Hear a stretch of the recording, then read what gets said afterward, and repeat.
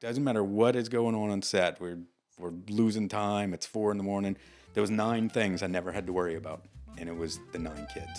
They were so good. It's unbelievable. Lights on the set, the director's late. The cameraman sneezes, oh what a fate. The coffee spilled, the script's all wet. But darling, we ain't started shooting yet. Actors rehearsing with lines gone astray, improvising words like it's Broadway's play. The boom mic drops in a hilarious dive, but somehow the scene comes out alive. Oh, lights on the set. And welcome back to Anecdotes. I'm your host, Bob Krieger. Today, we're going to be talking with some filmmakers and some actors and writers, and basically it's a bunch of people working together with a film that is in production, currently in production, called Donut Holes. Today, we have director Jessy Cale Williamson, we have actress Harlie Madison, and of course, actor and writer Jacob West. Welcome, guys. I appreciate you coming to my conversation. Thanks so much. Thank you for having us. Welcome. Glad you're here. So I want to start off. You have the show called Donut Holes. I'm going to bring up your little logo that you created there. Who wants to tell me what it's about? You do? It's basically a hangout film about 9 teens who go to this abandoned house party that doesn't fully develop into a party, and you kind of go through their drama and events that happen throughout the night. And it's just, I think, a fun watch and kind of a feel-good kind of thing. Okay. All right. And it's going to be a feature length, which is great. You know, we need something like that out here. So who came up with the idea? Me. I found the abandoned house first, and then Where is it? kind of by Harbor Freight in Covington. Ooh. So I found the abandoned house, and then I 6 months maybe just toiling around in my head. Mm-hmm. What could I do here? What could I do here? First, I was like horror because it's an abandoned house, but I'm not really a horror guy, and so I just kept tooling on the idea. What could it be? What could it be? And then I kind of stumbled across like a modern day Breakfast Club, Dazed and Confused, American Graffiti, small town kids. What are they doing this day and age? Like right now, what do they do on the weekends, kind of thing? And so I had to maybe half the script done. I can't remember when we first sat down, and About 50 pages. yeah, I think. and we ended up with like 85. So Okay. we did the bulk of it already fleshed out, so to speak. But then when I started casting and I got with them, it was like right off the bat, I wanted them to replace most of the dialogue with the way they speak. So it wouldn't sound like it was written by an old guy. I'm sure you remember those movies in the 80s where they're like, oh, tubular, dude. And you're like, nobody would ever Nobody say says that. Right, exactly. So, we cast 6 right off the bat, and then it took us another half month or so to get up to all 9 characters. But they all got writing credits because they all wrote the bulk of their. Harley wrote a lot too. Okay, good. They're all getting writing credits Everybody wrote a because lot. we rehearsed twice a week for like 3 hours twice a week for 2 months. Okay. That's We something. rehearsed it like a play. Yeah. And I let them build their characters. I let them change the dialogue with all working together. Like they have an idea, like, oh, it's great. They have another idea. It's like, that doesn't quite work. But we all just kind of nudged everything on down the road. And they wrote a lot of it. Okay. And helped turn it from like a archaic idea to like a fully fleshed 9-character piece where I think everybody has an emotional arc and a character build and breakdown. And it was my previous film. Every actor was like from Atlanta, Birmingham. They're from all over the country. And so with no money and you're doing my first feature, they all flew in the night before. Oh, wow. And so there's no chance to rehearse, no chance to get to know them and see their idiosyncrasies and or everything. Yeah. And so like we're on set and somebody's delivering something. I'm like, no, you're taking it completely wrong. It's supposed to be. So on this one specifically, I wanted to rehearse it like a play. Okay. And that seems to work out for you. I mean, you really get a feel for very, it. very well. Because by the end, they were telling me, no, my character would never do that. And I'm like, you're absolutely right. Your character wouldn't do that. Very good. Or would, back and forth. So, yeah, it was great. It was such a great experience working with them twice a week for 2 months. Okay. If I ever do another feature, hopefully I will do it the same way. Well, the different talent you've hired for this, this is going to sound like a weird question. And go for it. Coming from me, it probably is a weird question, but that's all right. Experience. How much previous experience have they had? Are these relatively new? Most of them first time on set, on a real set. Like Harlie had done her movie, and you'd been on one or two sets. Two other movies. You had been on one or two sets. Yeah, I'd been on 1 or 2 sets before But that. I think y'all were the only two, right? Only two with experience. I think everybody else, they all go to Creating You or Okay. we were all With Celeste, classmates. yeah. So I think you answered. I can't remember. Somebody answered the first email and was like, "Hey, I'm interested," and then it was just like it kind of circled around the Creating You universe, and we kept getting people, and so they're experienced in like trained acting from Celeste and Patricia, but yeah, I guess 7 of them had never set foot on set before, and then we padded that with all the adults in the movie are experienced actors. Okay. All right. Like That's good. everybody who we brought in, most of them have been on set a lot. For something like this, it seems like with you rehearsing it like a play, so they're getting into their characters. They actually have time to really understand where your characters are coming from. Right? That the inexperience, and I'm going to use the air quotes, inexperience, doesn't matter much because you're really getting into that character that you're trying to portray. And by doing that, it seems like, you're going to bring a reality, which is what I want to see in a film. I want to see, actors portray is something that feels real, not something that's, I am reading from the script. Yeah. I don't want it that. I don't think most audiences do. And they actually get into a story a lot easier and a lot quicker when the talent feels real, like they're trying, like this is who they really are.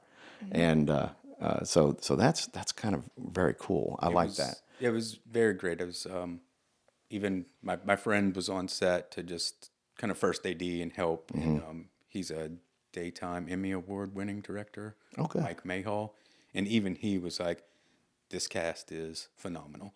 The rehearsal erased any set nervousness or inexperience.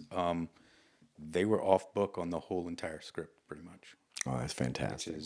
We go over the blocking and read it right then, but for the most part, they were completely off book for the whole entire movie, which is insane.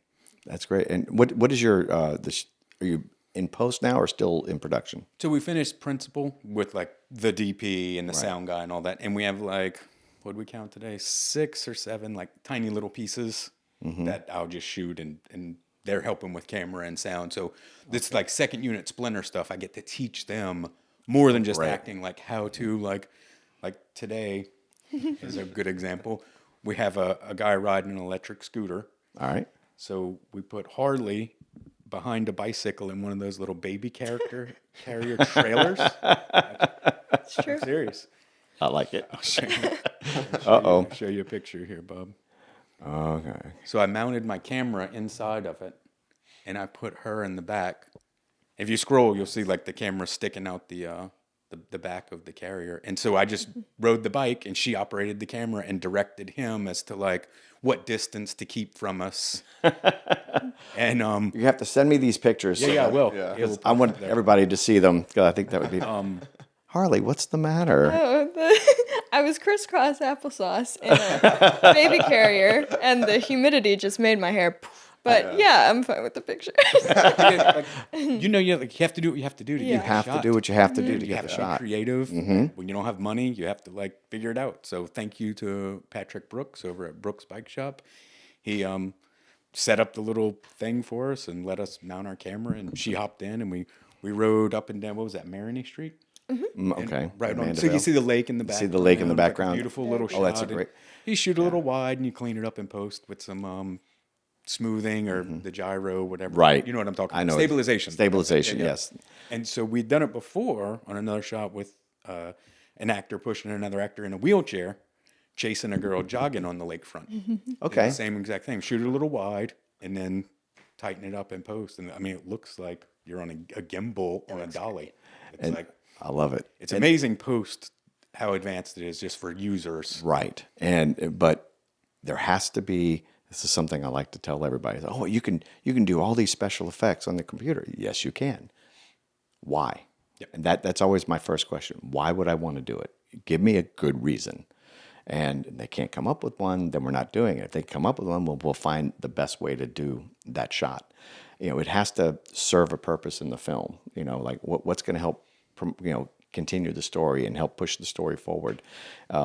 Not just something cool because, it's I like, could loop that directly to our movie. I had this like an 8-page oneer written. Yeah. And the DP was like, yeah, why are we doing this? He's like, just to be cool, right? And I'm like, yeah. He's like, no, we're not doing that. Not doing that. It's, as he says, it doesn't serve the story.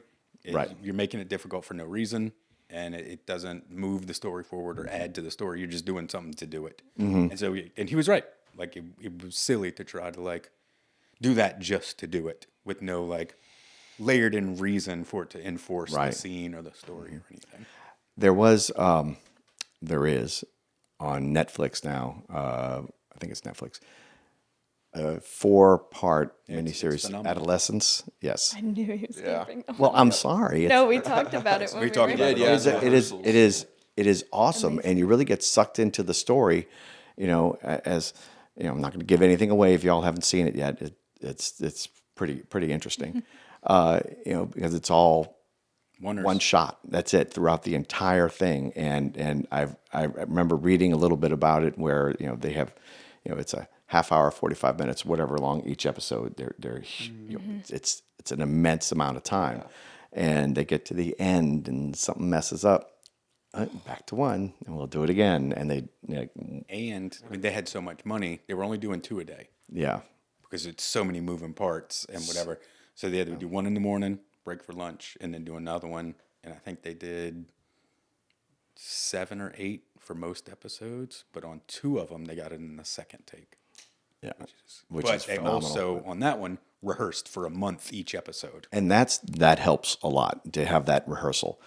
I've seen so many films, so many short films where we don't have time for rehearsal. We don't have money for rehearsal. They're going to come in, they got their lines. It's only 1 page, and they can do. And it's like, no. I can tell you just from working with this great cast, doing the 2 months, it changed everything. It changed absolutely everything. The dynamics grew way stronger. The characters grew way stronger. The interrelationships and how they treat each other grew way, way stronger. And it all came out, like I was telling them when I was thanking them when it was over, like, it doesn't matter if, like, the V-mount battery cable broke, or the gimbal is acting up, or the remote follow focus. Right. It doesn't matter what is going on set. We're losing time. It's 4 a.m. There was 9 things I never had to worry about, and it was the 9 kids. They were so good. It's unbelievable. That's great. I'll start crying. Go ahead. I'll get you a tissue. Okay, so Jacob, tell me a little bit about your experience on set in this show. So it's been the most fun I've had on a set, like ever. Ever? Ever. Like ever. Yeah, I think it was just because it was a full-length feature and we just had so much time I just had a lot of time to be with the cast and be with my character, especially the 2 months that we took to rehearse. That helped so much, not just with developing my character and discovering more and more things about him, but also building chemistry with the cast, because everybody like talks to each other and everybody has like their own little relationships going on. Everyone clashes with each other at one point or another. I mean, one scene we're all together. And I think being able to have those 2 months to build that chemistry was so much fun, and it helped so much. Like, it wasn't like we were a bunch of random strangers just showing up. And then day one, it was like, oh, okay, so what's everyone's favorite color? Like, Yeah. So that was fun. And then also, I mean, I think the schedule was fun. Being on set from 7 to like 3 to 4 in the morning, like that was an experience. Like just going home and like my dad is up at the time I walked through the door. Like he's like good morning. I'm like good night. So yeah, I think that this was the most enjoyable time I've had on set so far in my career. I'm so happy that I had the opportunity to be a part of this. And this is your first feature? Yes. Okay. Now, you've been on set before. Yes, sir. And let's see. You've been on set before.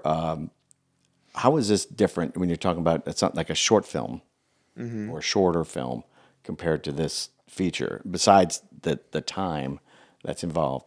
The other things you were on, what was different?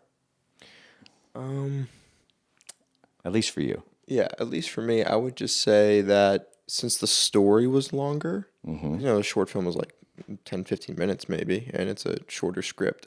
But this one, just the script was longer, the scenes were longer, so I had more room to explore my character and discover things about him and like what's his motivations, like what does he like to do in his spare time, like all this other stuff that I didn't have the time to experience on shorter films. Okay. Yeah. Also, I don't know, just never been on a feature film before, Never so been which on is a feature cool. film. Yeah, first feature, first full-length film, like that's awesome. So. It's almost like a job. Well, I'm got to go to work today. It's not like, okay, well, I'm going to go shoot a film this weekend and then be done with it, and then Monday go off and do something else. Yeah, the commitment feels way, way different. Yeah, way different. And that's a word that I think that a lot of people don't really use a lot. Commitment. When you're doing a project like this, or even like your short film, it's the people that are on it, the crew, the cast, have to commit to it. And it may be like, how long did Harlie? How long did it take you to shoot yours? 3 days. 3 days. Not a lot of time. Long days, I'm sure. But you have to have those people committed to be there, come in with a smiling face and lots of coffee, and to do the shot. Yeah. Were there any issues with your film that? Oh yeah, I mean it was my first ever film. The whole reason I did it was to get that experience and get a credit, because you can't get a job without one. And my favorite person in the world, Patricia Guevara, helped me out. I couldn't have done it without her. I had like last minute rewrites like an hour before we were supposed to shoot something, because my DP was like, oh, this isn't going to work, and stuff like that. So definitely a bunch of obstacles. We would stay, I lived like 45 minutes from set, each set that we went to. So we would stay at the Airbnb for a couple hours just writing at like 3 a.m. and stuff. But because it was 3 days, it wasn't that big of a deal. Like we were like, this is just a short, like we're good. With the feature, 9 days is a long time to be in character. Yeah. To be in one outfit. And, but the issues that, like the obstacles that we would stumble upon with this, they were hard, but I liked that we were able to manage it as one, like a bunch of people my age, in the same exact shoes, whereas on my short film, it was like it felt like it was just me and Patricia and that was it. But this one, it really felt like a team, That's great. Now, your short film was just y'all two. Well, I mean on camera. No, actually Jacob was in it too. Yeah. That's right. That's how I got. So he auditioned for my short film, and then we were looking for somebody to fill Chaz in donut holes, and I thought of Jacob, Yep. so I reached She wrote out me and- into Miss Madness. Yeah. Excellent. I like that. Yeah. So I had a bunch of other cast members and stuff, but I didn't want to like put any pressure on. It was my first time writing and directing, so I kind of, for some reason, wanted to take it all on myself. That was such a hard move to do. It was a lot. I costume designed, directed, wrote, casted, all kinds of stuff, and acted in it. Yeah. Crazy. We'll never try to do that again, at least for now.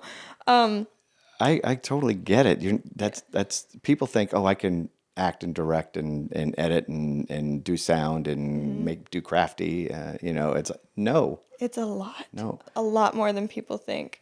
But with this, we had so many jobs with this, but it still felt like a group effort all the time. Like, some of us were writing, some of us were on makeup, some of us were on props and, stuff like that. But we all helped each other out where we could. Okay. And that was really special, I think. Yeah, I think one big takeaway that our audience can take away from this is that filmmaking is a team sport. Absolutely. Absolutely. It takes a village. You Don't try to do it alone. Can't. Not like this, me just doing it. If anybody wants to come and help, that's my advertising right now.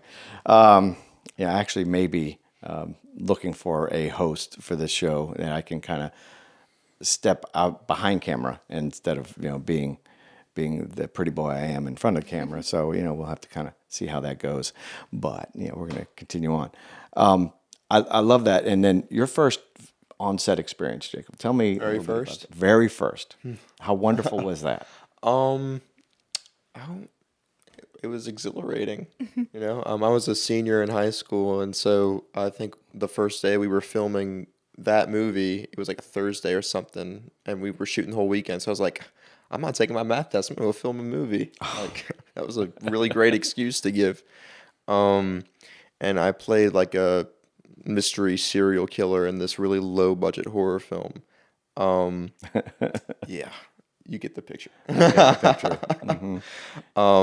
And yeah, so we filmed this one scene where I was like interrogating this guy, and the assistant director like pulled me aside and he was like, I need you to go to like a really dark place. Like, I really need you to just really get there. But then once we say cut, you can come out of it anytime you want. And I was like, oh, okay. Because I'm just like 17 years old. This is my first time on set. I'm like, I don't know what you want me to do or where you want me to go. But I just was like, okay, I'll wing it, see what happens. But all in all, like, I had fun with that. Like, that was a really good first experience. It didn't like dissuade me from wanting to pursue this further. Yeah, sometimes it does. There for some people, it's like, oh, that was horrible. Why am I doing that? It also depends on the director, and it depends on the crew, and depends on the other cast you're bouncing off of. Absolutely. But I'm glad it's still piqued your interest, and you're still doing it. Yeah, I tend to run toward things that scare me or make me uncomfortable. I'll give an example from this film. Like, when I went to the first meeting and I met Jesse, Jesse told me that my character has to play acoustic guitar and sing. And he said, I need you to write your own songs. And he's like, can you do that? And in my head, I was like, I've never done anything like that before. But what came out of my mouth was, yeah, I can do that. There you go, the confidence. And then you did. Yeah, and then I wrote everything, and I picked up my acoustic guitar again. I'd play electric, but mostly. But I have this old acoustic guitar. It's like missing a string, and I would get back to practicing on that. And in preparation for this role, like talking about discovering my character, I wrote so many songs and scattered them throughout my room, like on the floor. My mom walked in the room. She's like, "What is all this shit on the floor?" And I don't, because I feel like that's something that my character would do. Just like have a thought, write it down, or have a song idea, write it down, and then just have it kind of scattered about. And so eventually, I picked the songs that I felt the most connected with and had the most meaning to me, and then I used those songs and performed them in the film. Oh, excellent. When you first mentioned it, you wanted you to play acoustic guitar. The first thought that popped in my head was a scene from a very old movie called Animal House. When Bluto comes down the stairs in the frat house, and there's a guy strumming his guitar in a black turtleneck. If you give my love a cherry, and he takes the guitar and smashes it against the wall. Oh, wow. Gives him what's left of it, sorry, and walks away. And it was like, I like that. Something about that. I was hoping to be something like that, but nah, it's all right. No, but that's great. That's a way of like taking something that scares you and then bring it in and use it, for the character. I've worked with a bunch of kids, preteens, and they don't seem to work. And when they're acting, they're saying their lines, they're memorizing their lines and repeating them back, but they're not understanding their characters as well as y'all do. I'm not saying that this is all children, just the ones that I've worked with, but I have worked with adults that are the same way. You know, it's like, oh yes, I'm an actor, I can do this, and yes, I'm repeating my lines, and that is what I'm doing. Okay, I need you to go to a dark place, like you said, and it's like, yes, I'm repeating my lines just like I have, and it's like, you know, it's okay. Well, I'll do something with it, but that little thing is enough to bring the audience out of their place of disbelief from watching it, and it's like, okay, this is a bad movie. Yep. You know, but if you have the same script, same story, same camera, but with the talent doing that line the way it should be, you know, and with the emotion and with the feeling that character would do it, people get sucked in and they stay. Let's see what happens. Yeah. I've seen, I love like sitting down and watching movies when, you know, Turner Classic Movies, the old movies and all that good stuff. And then I'll flip around and start looking for other films. Usually these are very low budget films just to see. And a lot of them are low budget. How they got the money, the funding to make them, I don't know, because they found the worst talent for a lot of these films, the worst talent ever. And it just takes you right out of it. You know, it's like, what is this? Like a lot of the, I would call them the Sci-Fi Channel movies, you know, not Sharknado, because that was meant to be campy, but things like that. They try to repeat, and it's just like, what are you doing? You know, well, we got money. But if you have the right talent for a film, then it's like, okay, this is pretty good. I watched a film the other day, Into the Sky, I think it was. It was the People's Republic of China version of Top Gun. And it's new. It's out there. Had to look for it. And yes, it was so rah-rah, over the top, patriotic, you know, flying the communist flag. This is good. We're flying these special planes, and the evil Americans are coming and attacking us. Well, I was like, initially just like, okay, this is going to be bad. This is going to be horrible. This is going to be nothing but rah-rah stuff, you know, patriotic BS and all the rest of this. And it was. No denying it. It was a lot of patriotic BS. Borderline unwatchable? No.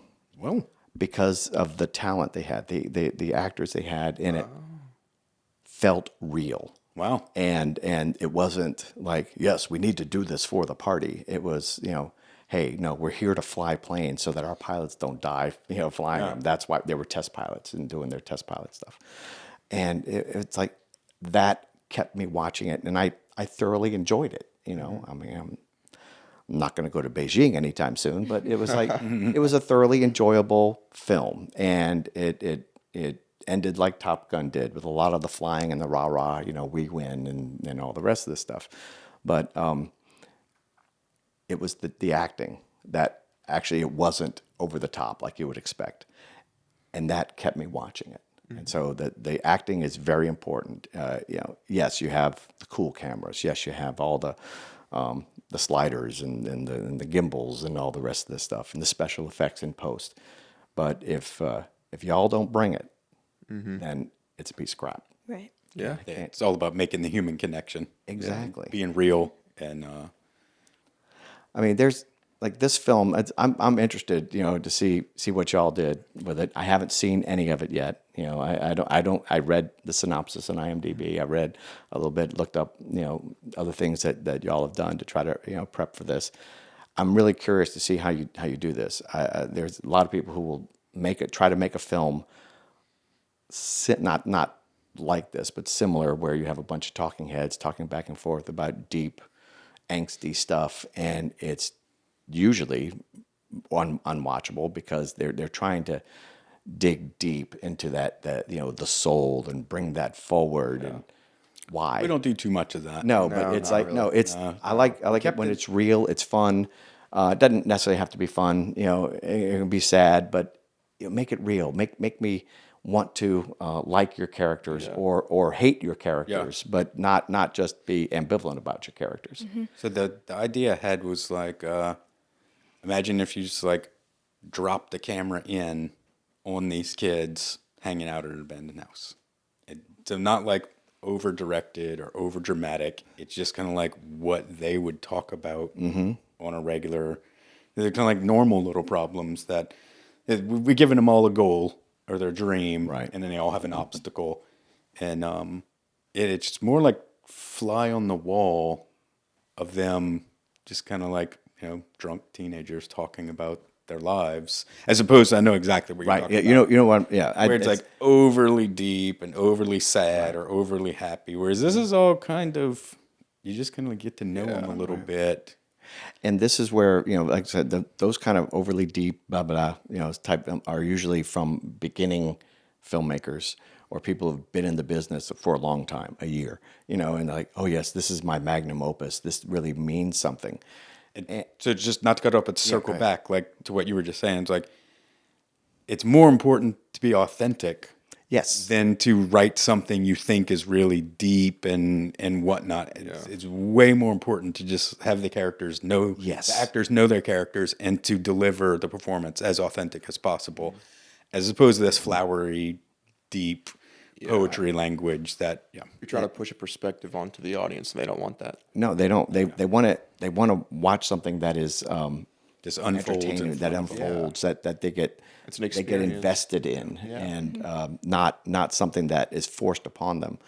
I mentioned this in a previous episode, an old film from the 40s or 30s called Sullivan's Travels. If you haven't seen it, you got to watch it. It's hilarious and sad and cool at the same time.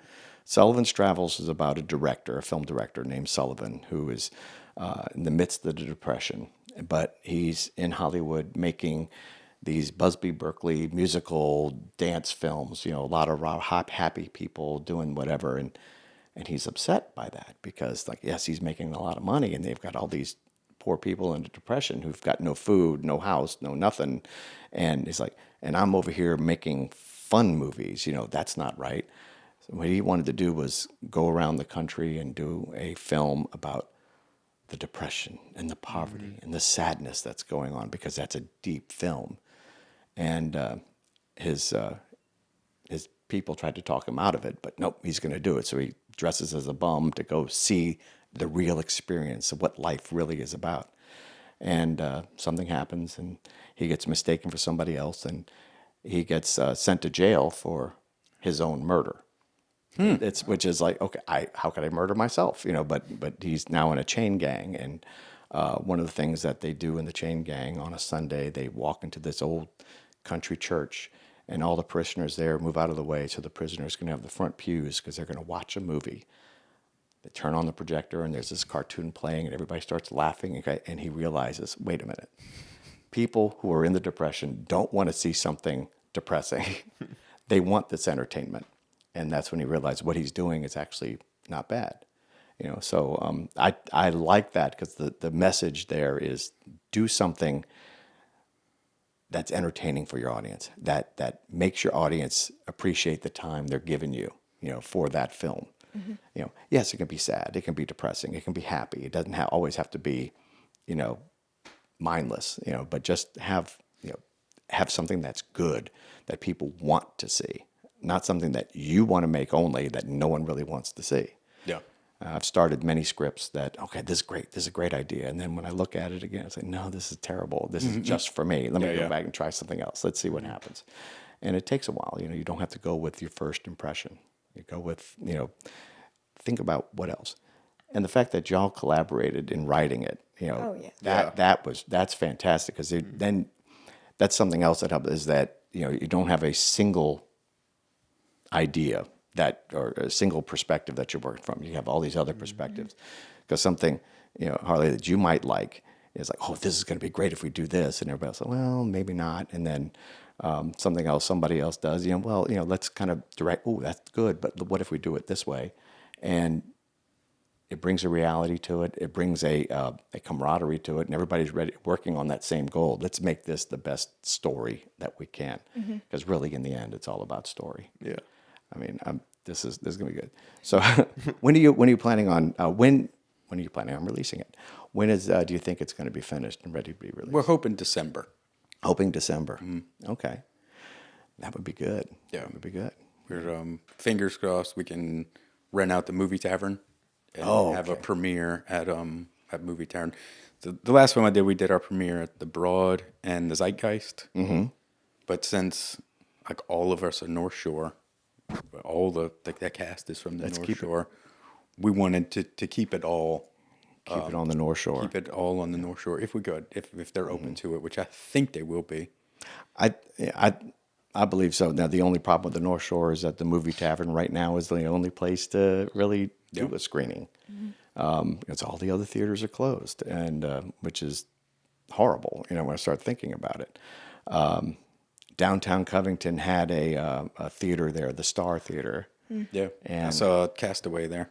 And it was such a wonderful location. It was such a wonderful place, and now it's whatever it is. It's me a fancy restaurant or retail underneath or something. Yeah, it's a waste. I could see that turning into somebody bought the theater, keep it a theater, do stage on one side and do screen on the other, and you could still have fun with it. But I think there would be enough customers coming by to make that work. But they got rid of the big theater and over by the shopping center, and now the movie tavern is really the only place, unless you want to go all the way to Hammond or Slidell. Hammond or Slidell, yeah. And that's not really the best thing because location is important. Location. Location, that made me think of something else I wanted to ask about donut holes here. The main part of the film takes place in this abandoned house, but you talk about being on the street and at the lakefront. And I did see a picture of the gazebo that you all there. What other locations how many locations did you have for this? We had a lot. So I just want to thank all the places that did let us shoot. We shot at St. John's Coffee Shop. Okay. We shot at Saladino Art Gallery. We shot at Hoodoo Ice Cream. I love that place. We shot at Encore Nightclub Bar and Grill. We shot at the Covington Trailhead, Mandeville Trailhead, Mandeville Lakefront Gazebo. We still have a shot to pick up at Tandem Coffee Shop in Mandeville. Okay. Buttercrisp Donuts let us film.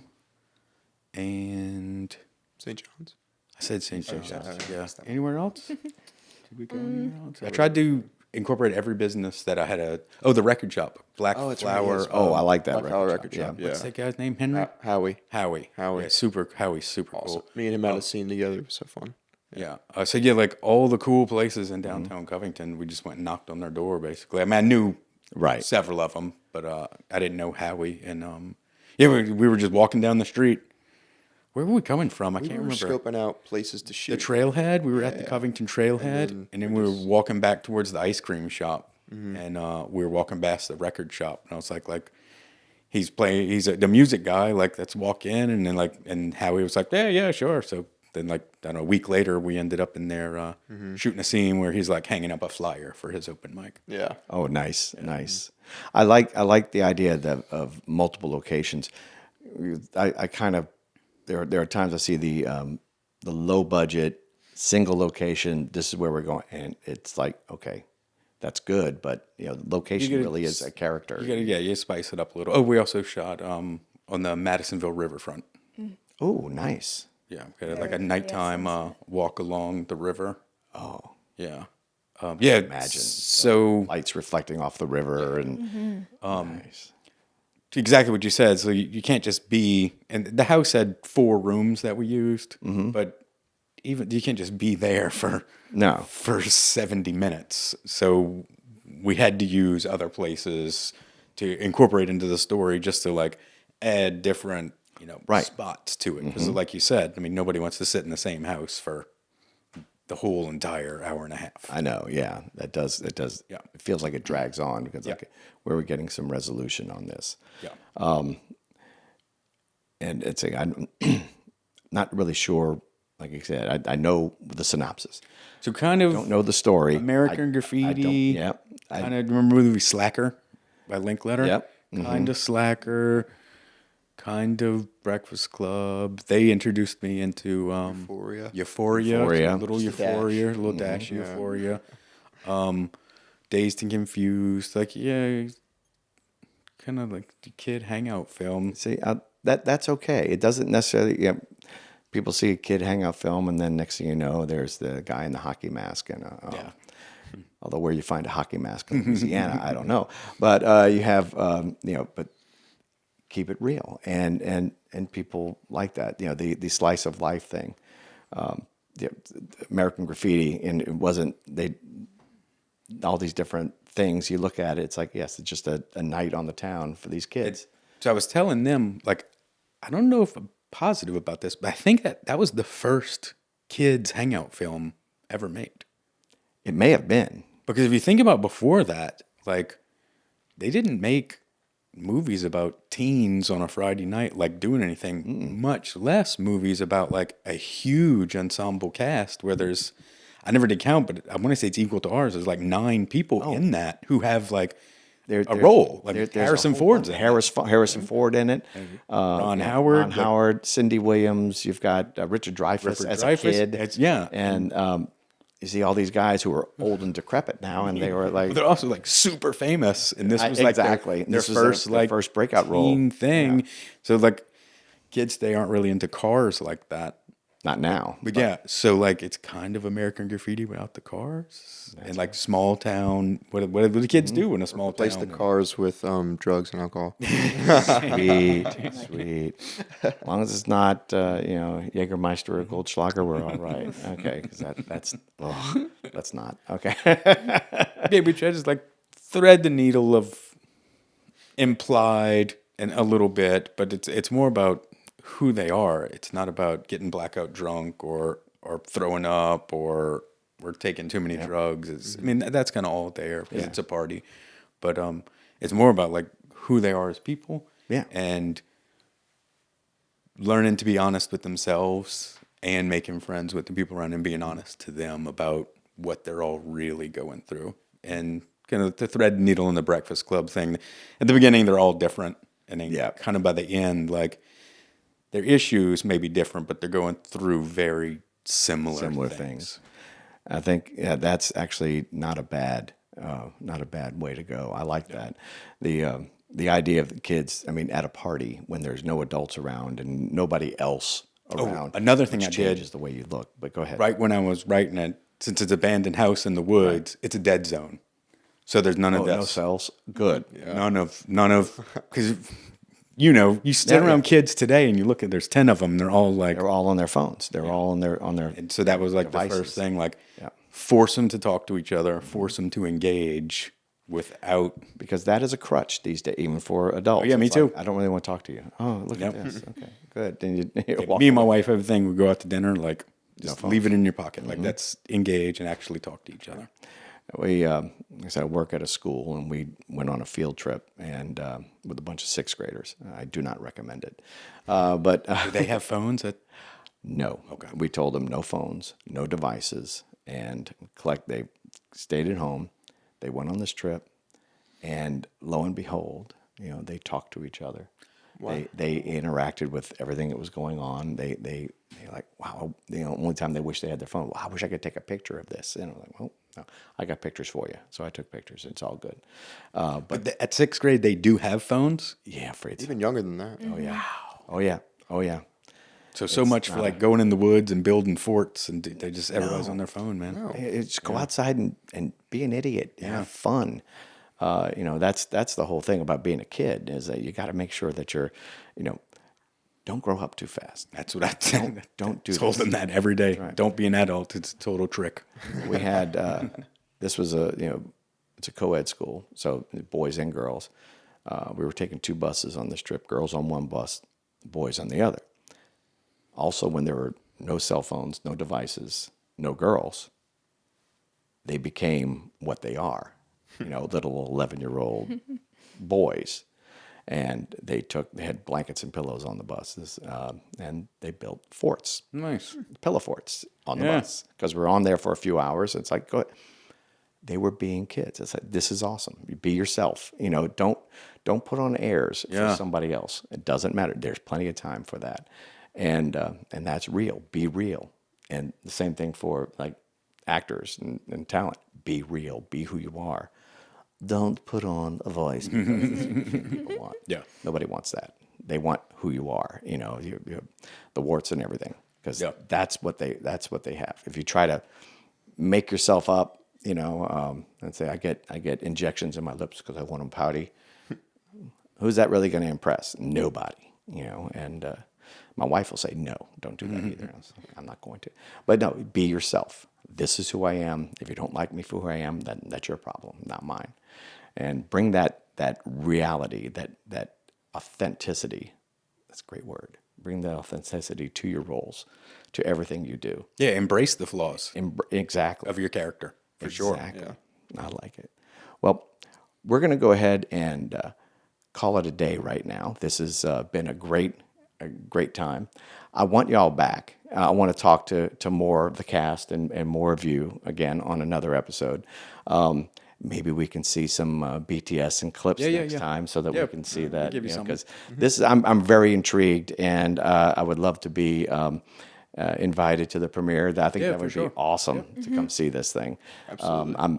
Because like I said, I see a couple of pictures. I see a write-up on IMDb. That's not enough. I gotta know what's going on. But Jesse, I really appreciate you being here. Thank you so much for Harlie, having us. Jacob, Thank you. It's great that you got this started. This is awesome. I want to get the word out about this. I want this to be the biggest thing ever. So I like that. Okay, no problem. Do we have enough mics for 9 of them? No. we can share. If I Share. bring- Yeah, that's if I right. bring Get some out. mics? Next person. Next person. Get out. Yeah. We kind of work our way around. We'll do a little at a time. It's all good. It's all good. Yeah, we'd love to come back. Great. I do appreciate it. All right, guys. Thank you very much. And thank you for joining us on this episode of Anecdotes. And stay tuned next time. And until then, keep watching. Thanks to our sponsors, La Film Studios and the Abita Springs International Film Festival. If you want to sponsor the Anecdotes video podcast or be a guest, please email us at anecdotes@lafilm.net. Anecdotes is recorded in the 36 and 59 studio in beautiful Abita Springs, Louisiana.